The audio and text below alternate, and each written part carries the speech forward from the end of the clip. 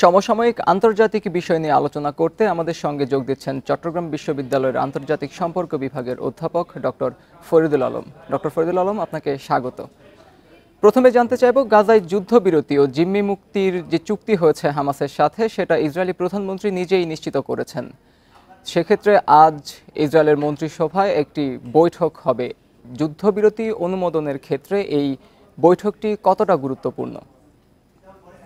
আপনাকে ধন্যবাদ জানাচ্ছি। আসলে গাজায় যে যুদ্ধবিরতি চুক্তিটি বেঞ্জামিন নেতানিয়াহুর পক্ষ থেকে ইতোমধ্যে বলে দেওয়া হয়েছে যে চুক্তিটি স্বাক্ষরিত হয়েছে। এখন এই চুক্তি নিয়ে কিন্তু খোদ ইসরায়েলের ভেতরে কিন্তু একটি সমস্যা দেখা দিয়েছে।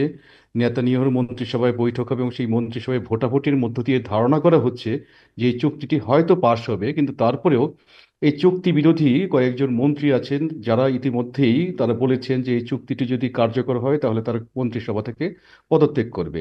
সুতরাং সবকিছু মিলিয়ে চুক্তিটি স্বাক্ষর হয়ে গেছে, চুক্তিটি মন্ত্রিপরিষদে পাশও হয়ে যাবে এটিও ধরে নেওয়া যাচ্ছে।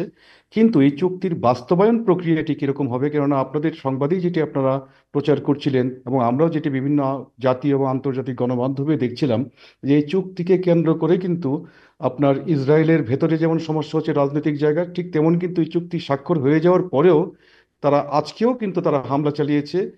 একদিকে গাজার মানুষজন তারা এই চুক্তিকে নিয়ে যেমন স্বস্তিতে আছে, আবার অন্যদিকে কিন্তু গাজার নিরীহ মানুষজন এখনো কিন্তু হত্যার শিকার হচ্ছে।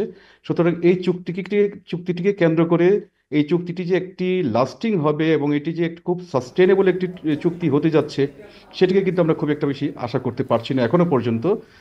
জি জনাব ফরিদুল আলম, যুদ্ধবিরতির ঘোষণা তো হয়ে গেছে, তারা দুই পক্ষের মধ্যে একটি চুক্তি হয়েছে, সেটা বাস্তবায়ন রোববার থেকে হওয়ার কথা, কিন্তু এরই মধ্যে গাজায় ইসরায়েলের হামলা চলছে এখনো এবং আজও শতাধিক ফিলিস্তিনি প্রাণহানির তথ্য পাওয়া গেছে।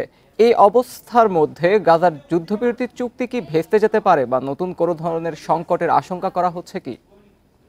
দেখেন, গাজা যুদ্ধবিরতি চুক্তিটি ভেস্তে যেতে পারে কিনা এটিকে যদি আমরা এটা একটি অনুমান যদি করি, আপাতত হয়তো চুক্তিটি, আমার কাছে যেটি মনে হচ্ছে যে এই চুক্তির মধ্য দিয়ে ইসরায়েল যেটি চাচ্ছে, ইসরায়েল নিজেরা একটি মানে তাদের নিজেদের জায়গা থেকে একটু জয়ী হওয়ার মতো একটি প্রক্রিয়া বা প্রয়াস তারা সেটি করতে চাচ্ছে। যেমনটি বলা হচ্ছে এই চুক্তির স্বাক্ষরের বা কার্যকর হওয়ার প্রথম দিন, যেটি রবিবার দিনই 33 জন জিম্মিকে হামাসের পক্ষ থেকে মুক্তি দেওয়া হবে।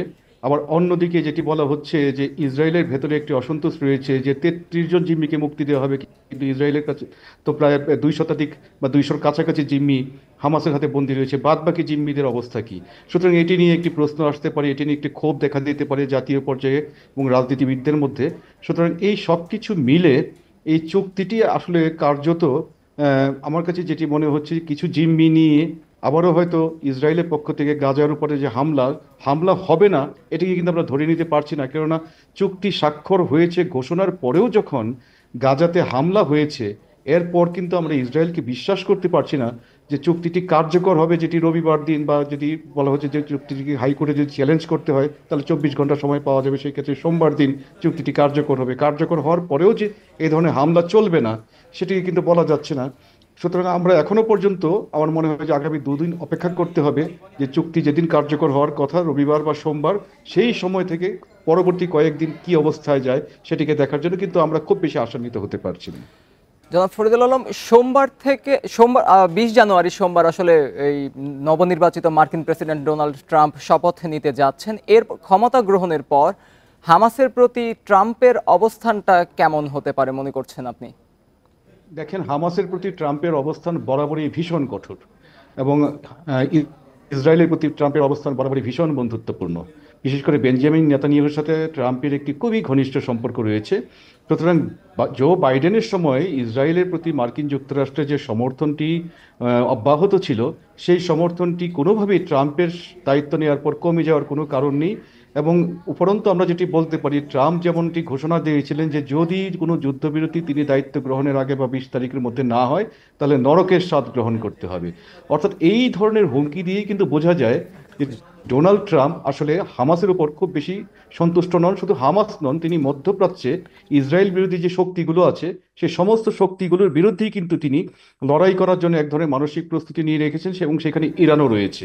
সুতরাং আমরা ধরেই নিতে পারছি যে ট্রাম্পের আগামী দিনগুলো বাইডেনে যেতেও কঠিন জনাব হতে যাচ্ছে। ফরিদুল আলম, ট্রাম্প বলেছিলেন যে তার নির্বাচনী একটা অন্যতম প্রতিশ্রুতি ছিল তার পররাষ্ট্রনীতির মধ্যে যে ক্ষমতায় এসেই 24 ঘন্টার মধ্যে ইউক্রেন রাশিয়ার সংঘাত শেষ করবেন তিনি। আরেকটি প্রশ্ন হচ্ছে, ছোট করে যদি বলেন আমাদেরকে, কানাডা, গ্রিনল্যান্ড এবং পানামা খাল দখল করার কথা বলেছেন, যে কারণে আন্তর্জাতিক অঙ্গনে অনেক প্রতিক্রিয়া সৃষ্টি হয়েছে এবং গ্রিনল্যান্ড অধিগ্রহণের ক্ষেত্রে তিনি সামরিক শক্তি ব্যবহারেরও ইঙ্গিত দিয়েছেন। এটাকে যদি ছোট করে একটু আমাদেরকে জানান। না, এই যে প্রথম কথাটি যেটি হচ্ছে যে ইউক্রেন এবং রাশিয়ার মধ্যে কোনো যুদ্ধবিরতি বা যুদ্ধ বন্ধের কোনো বিষয়ে তিনি 24 ঘন্টা কেন, আগামী 24 দিনেও সেটি হওয়ার কোনো লক্ষণ নেই। প্রথম কথা এটি, এবং সেটির কোনো সম্ভাবনাও নেই, সেটির কোনো কারণে নেই। আর দ্বিতীয় যে প্রশ্নটি বললেন সেটি হচ্ছে যে পানামা, গ্রিনল্যান্ড এবং যে মেক্সিকো উপসাগর সহ বা কানাডার কথা যেটি বললেন, এই বিষয়গুলো নিয়ে ট্রাম্প যে কথাগুলো বললেন, এই কথাগুলো কিন্তু সম্পূর্ণভাবে আন্তর্জাতিক আইন এবং সার্বভৌমত্ব বিরোধী। এবং এগুলো নিয়ে আমরা ইতিমধ্যে কিন্তু প্রতিক্রিয়া দেখেছি, এবং এগুলো কিন্তু শুধু ডোনাল্ড ট্রাম্প মানে ট্রাম্পের রাজনৈতিক প্রতিপক্ষ নয়, এমনকি তাদের যে রিপাবলিকান যে পক্ষগুলো আছে তারাও যে খুব ভালোভাবে নিচ্ছেন, সেটিরও কোনো কারণ নেই। সুতরাং ট্রাম্পের সময়ে আগামী দিনের বিশ্ব রাজনীতি কিন্তু নিঃসন্দেহে তিনি যদি এই ধরনের মনোভাব ধারণ করে রাখেন, পুষে রাখেন, তাহলে আরো অনেক কঠিন হতে যাচ্ছে বলে আমরা মনে করছি। অধ্যাপক ফরিদুল আলম, আপনাকে ধন্যবাদ আমাদের সঙ্গে যুক্ত হওয়ার জন্য।